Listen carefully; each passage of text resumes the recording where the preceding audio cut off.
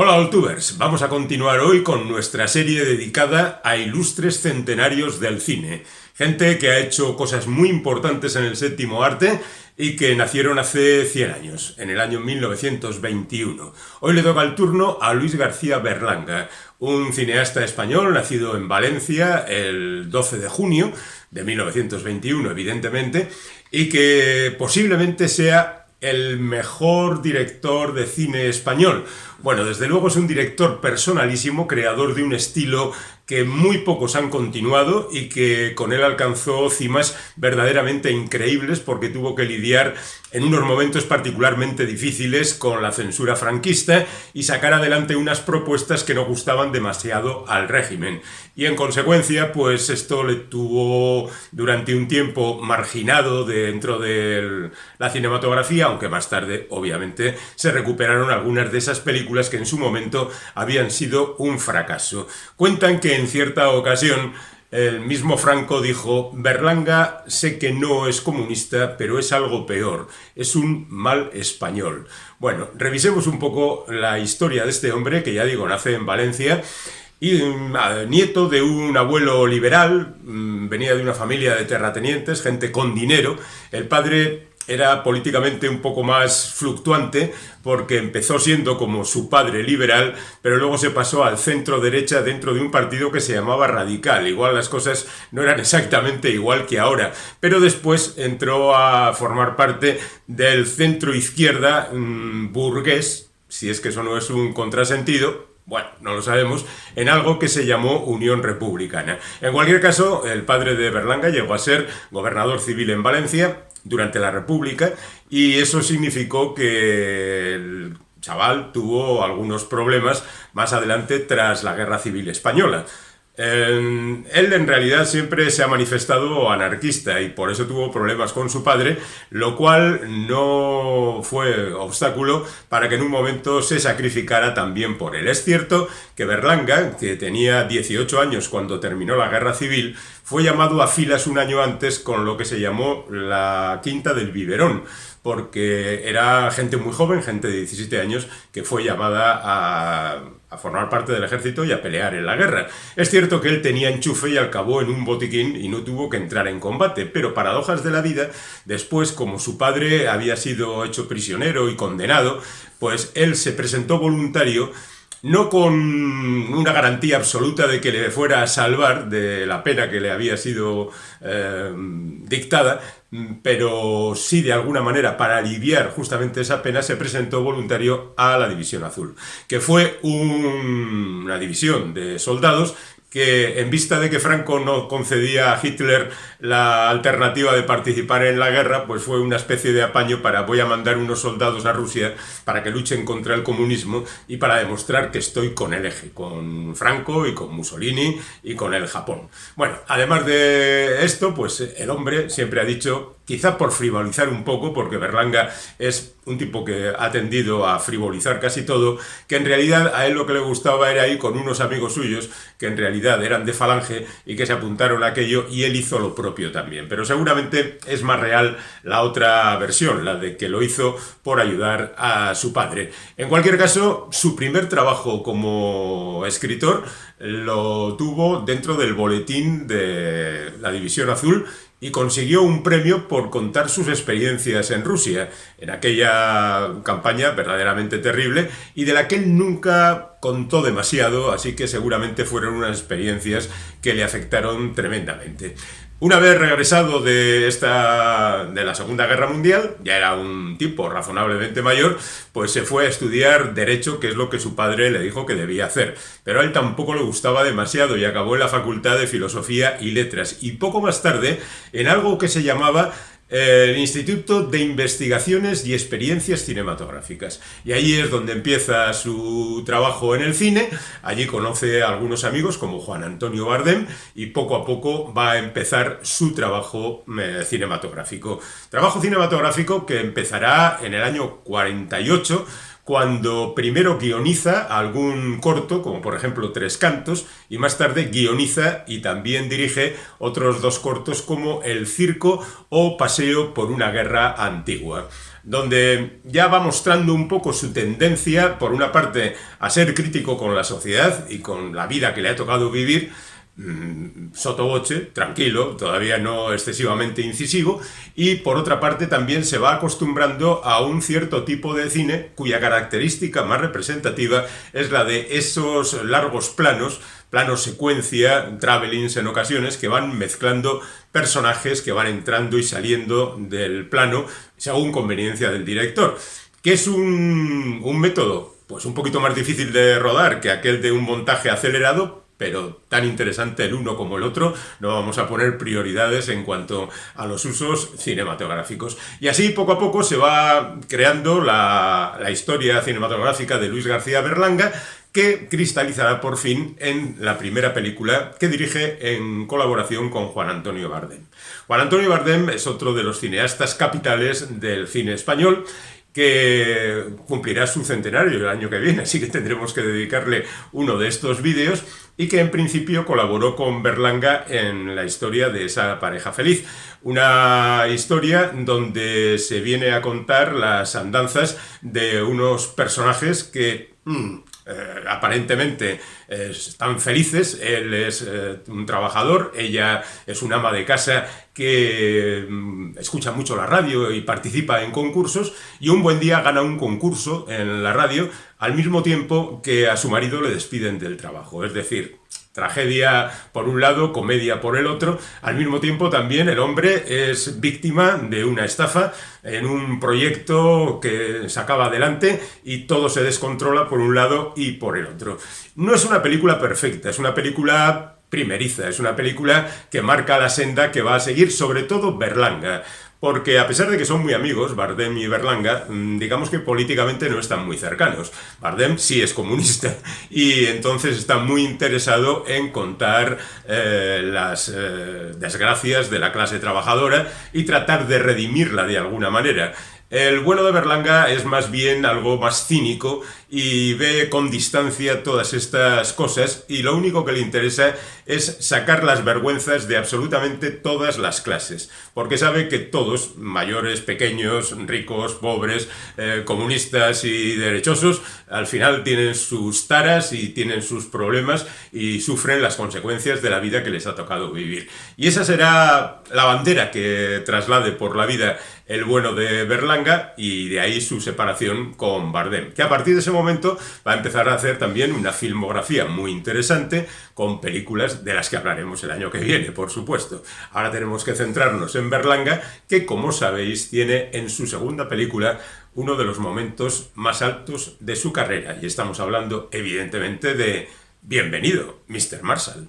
Bienvenido, Mr. Marshall es un auténtico clásico por diferentes motivos. Por primera vez hay una película profundamente crítica realizada por el cine español. Quizá no es la única, pero sí es la más destacada, y sin duda alguna es la que con mejores consecuencias ha llegado a la posteridad. La historia es bien sencilla. En el pueblo de Villar del Río, las fuerzas vivas, el alcalde y demás, tratan de recibir a los americanos como se les merece. Se corre la voz de que los americanos, dentro del Plan Marshall, el Plan Marshall fue un plan de ayuda a la Europa destruida por la guerra después de la Segunda Guerra Mundial, que apenas tocó a España. En consecuencia, era una falacia el inventarse de que por Villar del Río iban a pasar los americanos. Pero bueno, preparan toda esa farándula para recibir a los americanos como se merecen, contratan a una famosa folclórica cuyo representante es otro de los personajes principales que va creando gran ambiente entre todos los habitantes de ese pueblo, y todos se engalanan y todos sueñan incluso con lo que les van a pedir a los americanos como si fueran los Reyes Magos. Por supuesto, toda esa expectación y esas esperanzas se verán frustradas cuando los americanos pasen y no paren en Villar del Río, ni haya espectáculo ni demás. Es una película que de alguna manera sí refleja la frustración de la población en un momento, estamos hablando de 1953, cuando las consecuencias de la guerra todavía se hacían notar en múltiples frentes, desde la alimentación hasta las consecuencias políticas. Y la verdad es que tuvo serios problemas, porque evidentemente la censura estaba muy presente sobre aquello. Por ejemplo, hay una famosa secuencia que desapareció y que más tarde fue rodada otra vez por Berlanga al final de su vida, que es el sueño de la maestra. Un sueño más o menos erótico con los americanos, y algunas otras secuencias también han desaparecido de algunas copias, como por ejemplo una escena en un supuesto salón del oeste con Pepe Isbert haciendo de pistolero. Bueno, en definitiva, la película se hizo, se envió al Festival de Cannes, allí consiguió el premio a la mejor película de humor. Estaban deslindadas entonces las películas entre dramáticas y humorísticas, y también una mención para el guión, pero hubo un tremendo escándalo porque el presidente del jurado era Edward G. Robinson, un europeo que había salido corriendo de Europa cuando el Tercer Reich se extendió por ella y había llegado a Estados Unidos. Y es lo que pasa con los conversos. Era alguien dispuesto a defender a Estados Unidos, caiga quien caiga, y no le pareció correcta la visión que se daba de los americanos, sobre todo al descubrir en un plano unas banderas americanas a las que el agua del riego va empujando hacia una alcantarilla. Le pareció una metáfora inadmisible y montó un escándalo, lo cual no hizo, por otra parte, sino favorecer a la película, porque ya se sabe que los escándalos siempre vienen bien para la promoción de películas y de lo que sea. Bueno, la verdad es que es una película memorable, pero es tan conocida que tampoco voy a seguir hablando de ella, porque la verdad es que da para mucho, pero ya seguramente todos los que me estáis viendo, pues ya la conocéis. A continuación, y en colaboración con José Luis Colina, que es el guionista que va a trabajar con Berlanga en esa primera etapa, se inventan una nueva historia, también un poco descalabrada, en la línea de esa pareja feliz, que se titula Novio a la vista. Y aquí crea otro de esos pueblos ficticios, generalmente ambientados en la costa valenciana, de la misma manera que se inventó Villar del Río en la Sierra Madrileña y cosas por el estilo, pues en esta ocasión se inventa Lindamar, luego Calabuig y otros más. Y en Lindamar, que es un lugar de veraneo, es por donde aparecen una madre y una hija, porque la madre cree que ese es un buen sitio para que su hija encuentre un marido en condiciones. Y en consecuencia, pues allí lo lleva para presentarlo a los candidatos. Es una película seguramente inferior a Bienvenido Mr. Marshall, o no tiene las mismas connotaciones políticas, pero es una película muy divertida y muy representativa de la época. Estamos hablando del año 54, porque Berlanga rueda prácticamente 3 películas en 2 años. Y todavía no se conoce el boom del turismo, y de la misma manera que en esa pareja feliz se discutía y se criticaba el consumismo, pues aquí se discute y se critica ese turismo incipiente que después va a dar las consecuencias que todos conocemos. Digo que después llega Calabuig.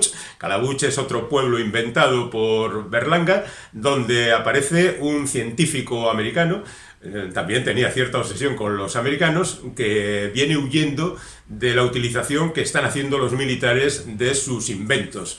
Sería algo así como la gente que hizo el proyecto Manhattan, que, avergonzado por los resultados, por las bombas en Hiroshima y Nagasaki, pues al final acaban saliendo de allí. El personaje lo interpreta Edmund Gwenn, que era un actor muy popular en aquel entonces, y el resto de la historia pues se centra fundamentalmente en que este hombre, que es anónimo en Calabuig, se ofrece para crear un cohete que dé unos fuegos artificiales mucho más importantes que los del pueblo de al lado. Por supuesto, consiguen ganar esa especie de competición, pero entonces aparece la imagen del individuo y, por supuesto, hay quien está interesado en recuperar a esta mente brillante de la energía atómica. Así que a partir de ahí se complicarán un poquito las cosas para nuestro protagonista.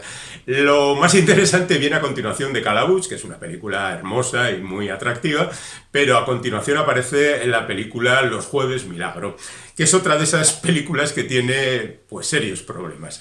La película cuenta cómo hay un pueblo donde unas personas deciden, a la luz de otras apariciones marianas, decir que ha aparecido San Dimas. y entonces convencen al tonto del pueblo para que diga que ha aparecido San Dimas, y ese día es un jueves. Y entonces al jueves siguiente, a pesar de que no le cree nadie, convencen a una señora también muy piadosa para que vaya allí y vea la aparición de San Dimas, y entonces, como ya esa mujer tiene cierta solvencia religiosa, pues al jueves siguiente todos los miembros del pueblo van a ver la aparición de San Dimas. Y eso le da cierto vértigo a los creadores de la broma y deciden suspender el festejo. Y ese sería en principio el final de la película, el pueblo esperando un milagro que no se celebra. Pero entonces entra en juego la censura, que dice que qué es esto de jugar con cosas que afectan sentimentalmente a tantas personas y que tienen que hacer otra cosa. Y entonces se rueda una especie de epílogo bastante largo donde aparece un misterioso personaje que en principio dice que hay que beber el agua del pueblo porque es milagrosa, y eso conlleva una segunda rama del guión, y al final acaba dejando una fotografía diciendo que la representación de San Dimas no era muy buena y que evidentemente San Dimas es el tipo que ha aparecido por allí. La verdad es que es casi un final mejor que el que tenía previsto Berlanga, ¿no? Pero la verdad es que todo fue consecuencia de la pelea con las instituciones con las que tenía que lidiar. De hecho, se rodaron nuevas escenas firmadas por Jorge Grau, que se añadieron a la película, y aquí es donde se cuenta aquella famosa anécdota de que el propio Berlanga quiso incluir en los créditos la figura del padre Garau, que había intervenido notablemente en el guión de la película, y quería ponerle junto a Colina y a él mismo como guionista al padre Garau, que había hecho las acotaciones y los tachones pertinentes. Pero no lo hicieron, por supuesto, pero como anécdota hay que reconocer que es verdaderamente buena. Seguimos adelante con la historia de Berlanga.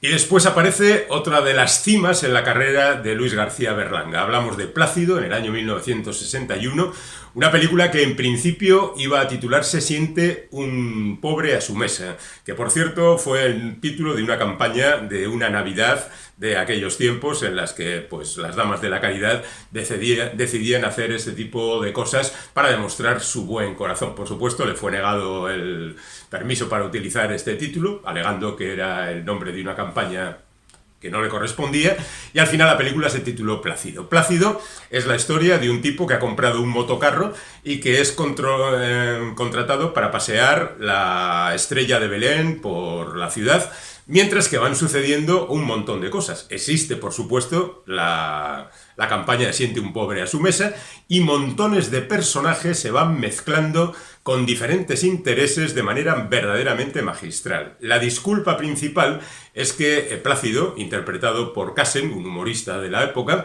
tiene un problema porque tiene que pagar la primera letra del motocarro, y si no la paga en esa tarde de Navidad, le quitarán el motocarro, y él está obsesionado con acercarse al banco, pero todo lleva a que él no pueda acercarse al banco. Es algo kafkiano también, que demuestra que a veces las circunstancias, incluso en Navidad, o quizá más en Navidad, se convierten en algo difícil de superar.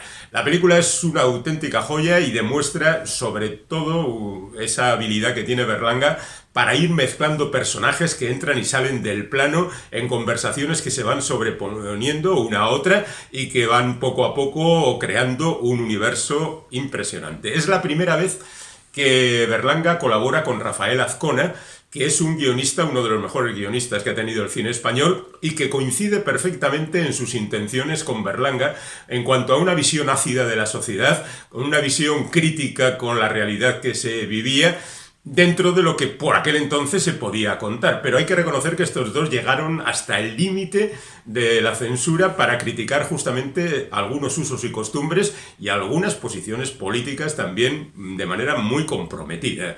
Bueno, Plácido, ya digo, una auténtica maravilla que es suficientemente reconocida.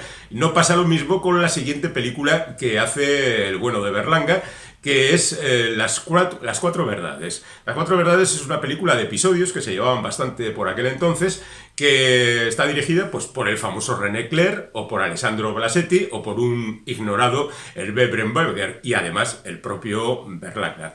En esta ocasión, junto con Azcona, Y partiendo de una fábula de La Fontaine, los episodios son adaptaciones de fábulas de La Fontaine, inventan una historia sobre un organillero al que le falta la manivela y necesita la manivela para poder tocar y ganar dinero. Pero lo que hacen Berlanga y Azcona en 20 minutos es crear un enorme fresco por donde va circulando el organillero buscando la solución a sus problemas, pero incluyendo, yo diría, que más intervenciones que nunca de personajes, de sonidos de la ciudad, de ruidos, de gente que se cruza, y la verdad es que pues es un auténtico, a veces hasta agobio, descubrir todo lo que contiene la historia. Es sin duda el mejor episodio de los 4, no es porque sea Berlanga, pero esto es así, y tuvo, según cuentan, bastantes problemas con Hardy Kruger, que como era una coproducción europea, pues había intérpretes de todos los países. Hardy Kruger es un actor alemán, muy famoso por aquel entonces, que no entendió absolutamente nada de lo que estaba interpretando, y eso le llevó a chocar con Berlanga en más de una ocasión.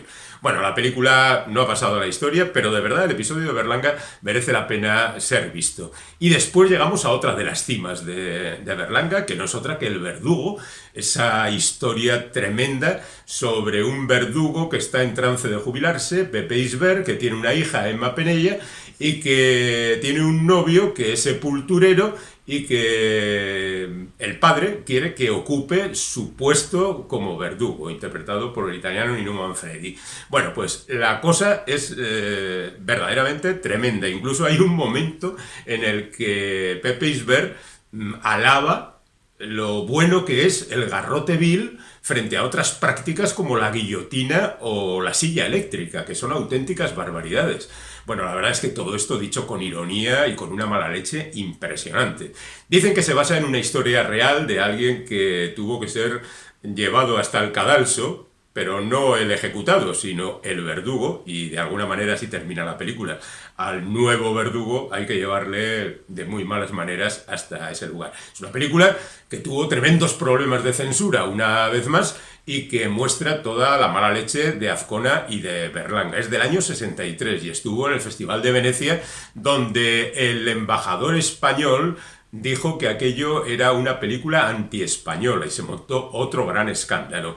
Afortunadamente, en esta ocasión no hubo ninguna consecuencias negativas. La película se estrenó, por supuesto, recortada en las medidas en que la censura todavía hacía estas cosas, pero ahí está, y la verdad es que, pues también hay que verla, ¿no? Después llegará una película que ha pasado prácticamente desapercibida y que se titula La Boutique, también conocida como Las Pirañas, que es otra de esas historias terribles de Berlanga, ¿no? El protagonista es un tipo que vive de manera un tanto alocada, mientras su mujer se aburre como una ostra, y la madre de esta le dice que para retener su atención, pues debería fingir una enfermedad. Ella finge la enfermedad, pero es falso, por supuesto, y él, tratando de cuidarla en los últimos tiempos, pues se vuelve extremadamente cariñoso hasta que descubre la mentira que yace en todo eso. Y entonces se propone matarla de verdad. Bueno, lo que pasa a continuación, pues es una historia un poco loca, porque hay algunos momentos poco chocantes, pero en cualquier caso es una buena película de Berlanga, yo diría como todas las de Berlanga, con su sello particular y tan interesante como el resto de las que ha hecho. Después, y estamos ya en el año 1970, hace otra película de esas fantásticas que se titula Vivan los novios, con José Luis López Vázquez y Lali Soldevilla, que van a representar a un hombre y una mujer que van a casarse. La noche anterior a la boda, el novio sale de despedida de soltero, vive algunas aventurillas y cuando vuelve a la noche descubre que su suegra se ha muerto. Pero su novia no está dispuesta a permitir que la ceremonia se aplace. Ella quiere casarse y te vas a enterar, colega. Así que ocultan la muerte de la madre, tienen que hacer 1001 maravillas para salir adelante y la verdad es que son todas historias muy divertidas. Quizá le falta un poquito más de acidez, quizá es más convencional esta película y se acerca más a esas comedias españolas de la época que eran un poco tontas, la verdad, pero que tenían un gran éxito y gran efectividad entre el público. Bueno, a mí me parece una película muy interesante. Y luego bueno, además de trabajar para otra mucha gente y aparecer en películas como Días de viejo color, por ejemplo, como haciendo cameos y cosas por el estilo, Berlanga también trabaja en otras muchas cosas. Por ejemplo, desde el año 79 y hasta bien entrado el siglo XXI, dirige una colección de novelas eróticas en la editorial Tusquets, que es La sonrisa vertical, y él siempre se ha considerado un erotómano que tiene algo así como 30.000 libros eróticos, y no solo Fanny Hill y todos esos, sino de cualquier procedencia. Y es un hombre que ha ocupado siempre su vida con gran ocupación, y por eso, a partir de esa fecha, de los años 60 y tantos en adelante, va espaciando sus películas. Así que llegamos a su última etapa y repasamos sus últimos títulos. Digamos ya que hay algunas características en las películas de Berlanga que se repiten, ese estilo de planos largos y demás, y también una palabra que es austrohúngaro. La verdad es que es como las apariciones de Hitchcock en sus películas, sus cameos. Pues aquí el cameo de Berlanga sería la palabra austrohúngaro, que con motivo o sin él aparece en algún momento del metraje. Estamos en el año 74, ahí rueda Tamaño Natural, que es una historia muy claustrofóbica, muy alejada de lo que es habitual en él, con un protagonista principal, que es interpretado por Michel Piccoli, y una muñeca hinchable. Es la relación entre este personaje y la muñeca hinchable. La película no tuvo mucho éxito, más allá de ser considerada una película erótica diferente, y en aquellos momentos cercanos ya a la muerte de Franco, pues la verdad es que se vivían momentos eróticamente muy bulliciosos, con gente que atravesaba la frontera para ir a territorio francés a ver películas un tanto descocadas. Y bueno, pues esta sería una película erótica sotto voce también, o sea, tanto apagada desde el punto de vista de ilustración erótica. Después de Tamaño Natural comienza el ciclo de La Escopeta Nacional. La Escopeta Nacional es la historia de los Leguineche, una familia pues tirando a derechosa, muy adicta al régimen, y que en consecuencia tiene buenos contactos, donde van a parar pues diferentes personajes con diferentes intereses. En la primera, La Escopeta Nacional, fundamentalmente es José Sazatornil el que aparece allí con su secretaria Mónica Randall para conseguir ciertos contratillos, y se organiza una cacería donde cada uno va a su bola y se van mezclando las historias. Este mismo método se seguirá después en Patrimonio Nacional, donde los Leguineche tratan de recuperar su patrimonio, que es amplio, y la verdad es que tienen dificultades para ello. Otra vez se repiten los personajes con los actores que ya habían aparecido en la primera, y eso continúa en Nacional 3, que es una carretera que lleva a Francia y que, además de venir muy bien para cerrar la trilogía con el número 3, es por donde los Leguineche tratan de evadir sus deberes con el fisco y evadir el dinero a otros territorios. Es una trilogía, fundamentalmente la primera es muy agradecida, las otras están muy bien, pero que muestran ese estilo de Berlanga muy a las claras. Después seguirá La Vaquilla, que es una película en la que Berlanga trataba de demostrar que en los dos lados de la Guerra Civil Española se pasó mal, y que los soldados, la carne de cañón, al fin y al cabo, estaban hermanados por unas circunstancias negativas para todos. Y utiliza la metáfora de esa vaquilla que tratan de utilizar para una corrida, para hacer fiesta entre los diferentes grupos. Al final la vaquilla acaba muerta, y esa es la metáfora de una España arrasada por las actividades de unos y de otros. Fue una película muy apreciada en su momento, tenía un reparto José Sacristán, Alfredo Landa, etcétera, etcétera, etcétera, y gustó mucho. Bueno, además de todo eso, después llegaría Moros y Cristianos, que es también otra película donde, partiendo del detalle de una familia turronera que trata de vender su producto, pues se llega a una feria, y allí padres, hijos y demás familia tratan de arrimar el ascua a su sardina. La verdad es que es muy divertida, pero tiene chistes más afortunados unos que otros. Y esta es la última película que Azcona va a hacer con Berlanga. Es cierto que los dos tenían una visión muy cercana a las cosas, pero también sus planteamientos acaban poco a poco separándoles, y al final Azcona, que siguió que había hecho muchísimas películas con otros directores, decidió cortar su relación, pero Berlanga siguió adelante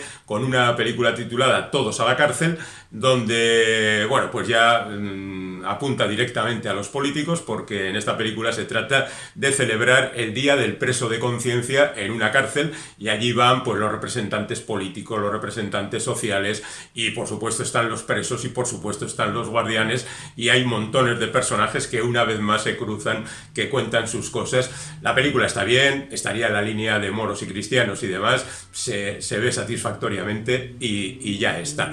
Además de eso, por aquel entonces también trabaja en algunas adaptaciones televisivas. Por ejemplo, él es de alguna manera el inspirador de la serie televisiva Villarriba y Villabajo, que tuvo mucho éxito por aquel entonces, estamos hablando ya de los años 90, y también la película Blasco Ibáñez, en la que participó no solo como guionista e inspirador, sino también como director de un par de episodios de la serie. Pero bueno, en estos casos la personalidad del director queda un poco diluida. Y así llegamos al final de su trayectoria en largometrajes, que no es otra que París Tombuctú, una película del año 99, otra vez con un pueblecito de la costa, otra vez con los jaleos propios de los diferentes personajes. Está por un lado el cura, por otro lado el artista que aparece desnudo en cuanto puede, los afanes de diferentes fuerzas por conseguir sus beneficios, y una frase final un poco como aterradora, que al final de la película hay un barrido y aparece un cartel donde está escrito "Tengo miedo". Es el final de su línea cinematográfica en largometraje, y bueno, pues es una especie de confesión final que estremece un poquito a los aficionados. Después de eso, y ya mucho tiempo después, hará el corto que decíamos no pudo hacer en su momento, o no, vamos a ver, sí estaba hecho, pero no pudo mostrarlo. Hizo un corto nuevo sobre el sueño de la maestra, derivado de Bienvenido Mr. Marshall, con personajes nuevos y con actores nuevos, por supuesto. Ya no es Elvira Quintilla la protagonista de aquella película, pero es curioso porque dice Berlanga que así consiguió tener a Franco en el reparto de una de sus películas. Efectivamente, en IMDb aparece Francisco Franco como él mismo, obviamente en grabaciones de la época. Y así termina la historia de Luis García Berlanga, del que se cumplen 50 años de su nacimiento, que ha dejado para la historia películas tan importantes como las que hemos mencionado, y estamos a la espera de qué es lo que va a ocurrir el 12 de junio, porque antes de su muerte Berlanga dejó una caja en el Instituto Cervantes con la indicación expresa de que fuera abierta el día de su centenario, es decir, el 12 de junio de 2021. Y ya veremos cuál es el último testamento de este hombre, que la verdad ha dejado testimonio de su paso por este mundo con este montón de películas que recomiendo, todas ellas, pero particularmente en las que he hecho mayor hincapié. En fin, siempre quedan los comentarios, que ya hemos creado un grupo casi de amigos comentando cosas en este canal, y nos agradaría que te sumaras al empeño. Y si tenéis alguna opinión o algún consejo o alguna recomendación e incluso alguna petición que hacer, ahí están los comentarios para hacerlo. Hasta la próxima.